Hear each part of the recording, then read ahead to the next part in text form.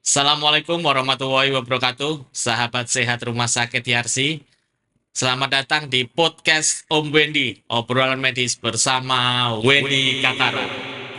Siang ini sudah hadir di studio kami Dr. Muhammad Yaki, spesialis kedokteran gigi anak. Alhamdulillah sudah hadir Dr. Kasih. Zaki. Baik dok, Alhamdulillah mudah-mudahan semua dalam keadaan sehat dokter. Amin, insya Allah semua sehat. Dokter, kami ini sebagai orang tua, Dok. Kadang-kadang anak kita yang masih kecil ini kita risau mengenai gigi anak. Menurut dokter, apakah kita perlu menjaga gigi susu pada anak ini, Dok? Oke, terima kasih Pak Wendy. Ini pertanyaan yang sangat sering sehari-hari saya temui dari orang tua pasien. Pertanyaannya hampir mirip. Dok, ngapain sih dipertahankan giginya? Toh nanti juga akan diganti oleh gigi permanen. Padahal gigi sulung atau gigi susu ini banyak sekali fungsinya, banyak sekali peranannya dalam menjaga kualitas hidup si anak. Ya, kata kunci di sana, kualitas hidup si anak. Karena walaupun dia hanya temporary, hanya sementara dia ada dalam mulut, tetapi kalau misalkan giginya berlubang, pasti nanti akan ada minimal gangguan ketidaknyamanan pada si anak. Ada rasa nyerinya. Ya, itu pasti anaknya sakit gigi, makanya nggak nafsu. Walaupun Itu, itu nanti tanggal ya, Dok, ya gigi susu ini. ya, wah, tanggal itu kan nanti di ujung, Pak Hmm. Mendy. Kan proses sebelum tanggal itu kan dia udah ada ketidaknyamanannya dulu. Ya, nanti pasti tadi sakit dulu yang pertama. Setelah sakit nanti itu akan mengganggu makannya. Ya, makannya terganggu pasti tumbuh kembangnya tidak optimal. Tidurnya terganggu, belajarnya terganggu. Nanti sering bolos sekolah. Sehingga eh, bisa kita katakan gigi susu adalah eh, gigi yang kecil tapi peranannya sangat besar sekali dalam menentukan kualitas hidup seorang anak gitu, Pak Freddy. Padahal kita menganggap, Dok, ketika gigi itu tanggal, sebetulnya orang tua bisa itu, Dok. Kadang-kadang zaman saya kecil malah pakai benang itu untuk menanggalkan. Ini apakah ada resikonya ini, Dok? Gigi itu tanggal memang ada periode tanggalnya, karena dia ada tadi periode dalam mulutnya gitu. Contoh gigi seri rahang bawah, dia itu munculnya itu pertama kali di usia sekitar 6 bulan sampai 10 bulan. Gigi susunya muncul dan dia biasanya berada di dalam mulut sampai usia 6 tahun. Hmm. Ya, dia akan lepas pada usia 6 tahun itu dimulai dengan kelihatan, oh mulai goyang nih giginya.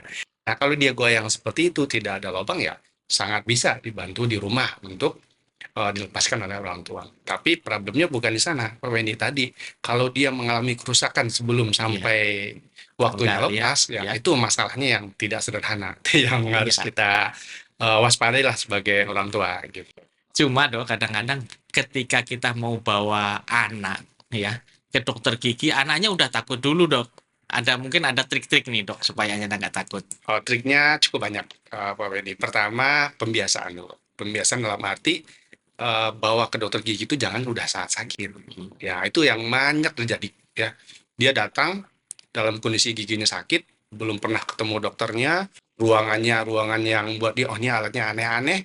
Kemudian di rumah juga sering ditakut-takuti, kalau kamu nggak mau makan nanti giginya dicabut oleh dokter Dokter gigi. gigi. Jadi dokter gigi ini di otak si anak adalah monster yang akan menyakiti dia, ya otomatis dia nggak akan nyaman. Jadi kita biasakan. Jadi biasanya kami dokter gigi anak itu menyarankan kunjungan pertama ke dokter gigi adalah saat giginya itu pertama kali muncul, itu sekitar usia 6 bulan. Atau paling telat usia 1 tahun deh, Pak Willy, itu udah harus ke dokter gigi untuk diperiksa. Artinya di samping dokternya juga sarannya harus friendly ya ke Betul, anak-anak ya betul dokter. sekali. Oke. Apakah ini gigi susu ini juga berakibat ke hal-hal yang bisa menimbulkan sakit yang lain dok kira-kira? Oh, yang pasti tadi hubungannya dengan tumbuh kembang ya, Pak Wendy. Misalkan dia giginya sakit, otomatis dia tidak bisa makan dengan optimal. Tidurnya dia akan terganggu. Ya, kalau itu dua hal ini terjadi, asupan nutrisinya tidak maksimal, kemudian juga nanti seperti kita tahu hormon pertumbuhan itu kan optimalnya di saat jam 10 malam sampai jam 3 pagi. Anak tidurnya terganggu, pasti nanti Pertumbuhannya. pertumbuhannya tidak akan tercapai dengan optimal. Oke. Minimal itu dulu deh Itu yang ya. kita Oke. kejar gitu ya. Organ-organ yang lain nanti penjelasannya panjang. Jadi Iya. kita yang sederhana dulu Iya. itu. Dokter Zaki, apa ada yang pengalaman yang unik ini saat menangani pasien anak-anak ini, dok? Kalau kasus yang unik banyak ya, itu yang paling sering saya hadapi sekarang ini adalah pernah waktu itu pasien usia 3 tahun, 3 tahun ya, Dok tiga ya? tahun datang ke klinik, itu giginya sudah rusak semua, rusak, Artinya gigi sulungnya rusak semua? rusak semua. Itu padahal 3 tahun itu adalah milestone-nya itu baru 20 giginya muncul. Itu biasanya batas akhir dia muncul semua giginya, tapi dia datang dengan kondisi sudah rusak dan orang tuanya dan dia juga keluhan bau mulut. Orang tuanya nanya, "Dok, ini saya sebenarnya disarankan teman-teman nggak usah datang dulu, Oh, karena ngapain?" gitu. iya, iya. Ternyata saya nggak tahu nih usia kapan kunjungan pertama gitu ya. Jadi sudah terlambat datangnya, itu yang kita akhirnya perawatannya lumayan panjang waktunya, kita edukasi lagi, akhirnya ya bisa dirawat si anaknya tersebut. Ini mungkin salah orang tua mengasih makanan atau bagaimana kira-kira, Dok? Dengan sampai rusak seperti itu, Dok? Pertama tadi mungkin orang tuanya informasinya tidak dapat dengan maksimal. Ya sekarang kan zamannya medsos ya, Pak Wendy ya. Lebih banyak influencer yang mungkin tidak di bidang ilmunya, tetapi didengarkan Ya, oleh ibu-ibu, kata si ibu ini, kata si A, kata si B. iya. Jadi terlalu banyak informasi membuat si ibu atau orang tuanya informasinya salah. Jadi tadi bukan hanya masalah makanan giginya itu bisa berlubang, tetapi juga yang paling penting adalah bagaimana dia menjaga kebersihan gigi dan mulut si anak tersebut. Ini tentu peran orang tua sangat dominan ya, Dok ya, Sangat ketika menjadi dominan. ini. Oke. Dokter Zaki, kalau kita lihat alat gigi itu serem-serem, Dok. Ada bor ya kan, ada semacam kayak apa suntikan gitu.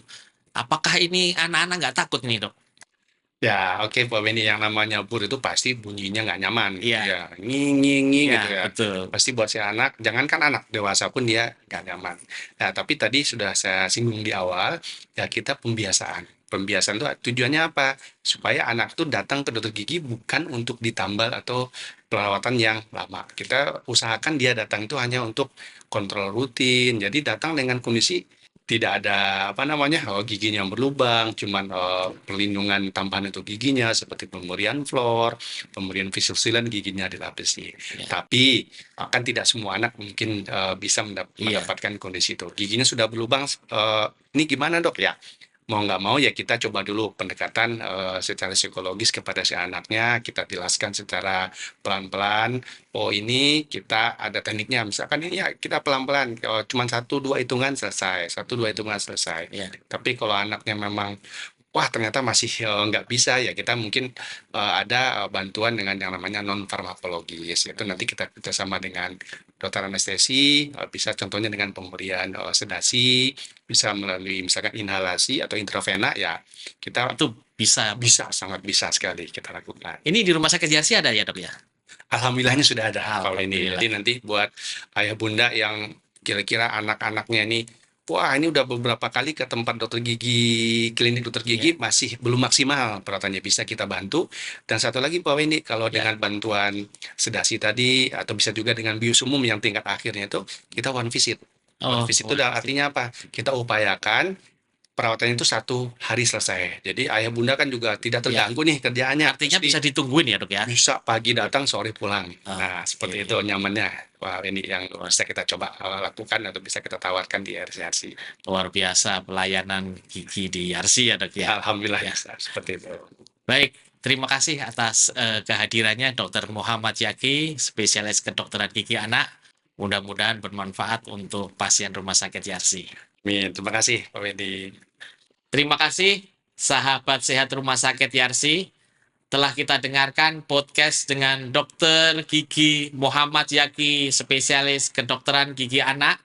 Mudah-mudahan bermanfaat. Salam sehat, podcast Om Wendy, obrolan medis bersama Wendy Kataro. Assalamualaikum warahmatullahi wabarakatuh.